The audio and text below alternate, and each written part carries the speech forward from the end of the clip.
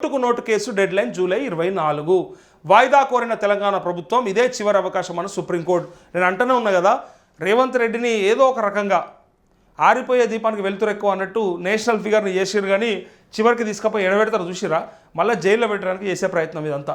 ఓటుకు నోటు కేసులో July 24 dead line అట. రిజల్ట్స్ జూన్ 4 నాడు వస్తాయి. నెల రోజుల తర్వాత రేవంత్ రెడ్డి పైన మళ్ళీ ఇట్లాంటిది ఒకటి నడుస్తూ ఉంది. సో వాయిదా కోరింది తెలంగాణ ప్రభుత్వం, అయినప్పటికీ ఇది లాస్ట్ ఛాన్స్ అని చెప్తా ఉన్నారు. సో ఇది ఒకసారి చూద్దాం. అసలు ఓటుకు note case July 24 dead line, వాయిదా కోరిన తెలంగాణ ప్రభుత్వం ఇదే చివరి అవకాశం అన్న సుప్రీంకోర్టు. రాష్ట్రంలో సంచలనం సృష్టించిన ఓటుకు నోటు కేసు విచారణను సుప్రీంకోర్టు జూలై 24కు వాయిదా వేసింది. సుప్రీంకోర్టులో గురువారం కేసు విచారణకు రాగా తెలంగాణ ప్రభుత్వం వాయిదా వేయాలని కోరింది. ఇదే చివరి అవకాశమని, మళ్ళీ వాయిదాలు ఇచ్చేది లేదని సుప్రీంకోర్టు స్పష్టం చేస్తూ జూలై 24న విచారణను వాయిదా వేసింది. విచారణ అనంతరం వైఎస్ఆర్సీపీ ఎమ్మెల్యే ఆళ్ల రామకృష్ణారెడ్డి మీడియాతో మాట్లాడుతూ చంద్రబాబు రేవంత్ రెడ్డి కుమ్ముక్కయ్యారని మండిపడ్డారు.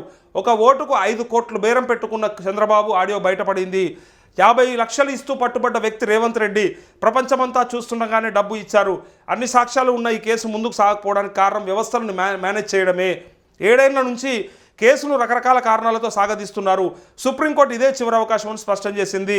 రాబోయే రోజుల్లో చంద్రబాబుకు ఈ కేసులో శిక్ష తప్పదు అని ఎమ్మెల్యే ఆర్కే చెప్పారంటూ, చంద్రబాబుకే కాదు రేవంత్ రెడ్డికి కూడా శిక్ష తప్పేటట్టు అనిపిస్తలేదు. ఎందుకంటే ఏసీబీ అధికారులు పట్టుకుంటే ఓ 1000-2000 రూపాయలు లంచం తీసుకుంటే కూడా దొరకబట్టి ఇమీడియట్గా వాళ్ళని సస్పెండ్ చేస్తారు, తీసుకుపోయి జైల్లో పెడతారు కదా. మరి 50 లక్షల రూపాయలతోని, నోట్ల కట్టలతోని ప్రపంచమంతా చూస్తుంటే విత్ వీడియోగ్రఫీ ఇయ్యాలటికి ఆ వీడియోలు ఉన్నాయి. పట్టుబడ్డటువంటి ఆ కేసు 8 సంవత్సరాలైంది. ఏం చేస్తున్నాయి అసలు వ్యవస్థలు? పేదోడికి ఒక న్యాయం, పెద్దోడికి ఒక న్యాయమా? 1000-2000 లంచం తీసుకుంటే వాడిని ఇమీడియట్గా తీసుకొని బొక్కలు నూకుతారు. మరి వీళ్ళకి ఎందుకు జరగదు? అది కేసు ఎందుకు విచారణకు ఇంత స్పీడ్గా జరగదు? వీళ్ళపైన ఉన్నటువంటి కేసులు ఎందుకు తొందరగా తెమల్చరు?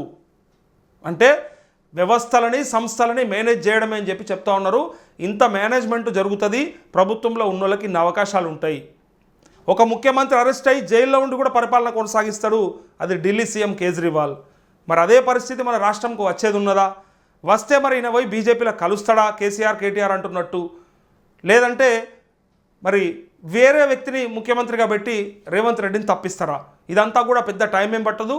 వితిన్ ద షార్ట్ పీరియడ్ 2 monthsలోనే, within the span of 2 months ఏదైనా జరగవచ్చు.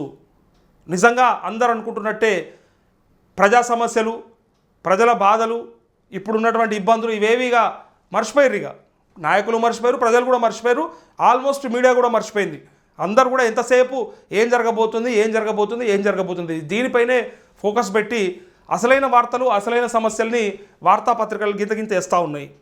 చిన్నగా అవసరం లేని అక్కరకరాని విషయాన్ని చాలా పెద్దగా వేసుకుంటా ప్రజలను పడుతున్నటువంటి బాధలు, ఇబ్బందులను చాలా చిన్నగా రాస్తూ పక్షపాత ధోరణి వ్యవహరిస్తూ ఉన్నారు. సో అది మీడియాలో కూడా ఉండడం నిజంగా దౌర్భాగ్యం. అది